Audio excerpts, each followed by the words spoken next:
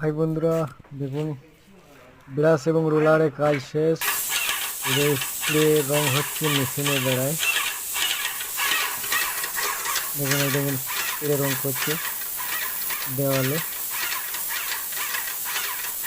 দেখুন কীভাবে স্প্রে রং করছে। এই দেখুন স্প্রে রং।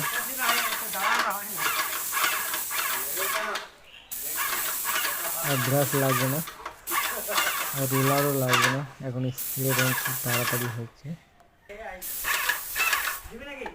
অপরের দিকে একটা মার্কার টেপ মেরে দিলেই হবে, লেভেলটা ঠিক থাকবে। জানালাতেও একটা মার্কার টেপ মেরে হবে, রংটা যাবে জানালা না লাগে।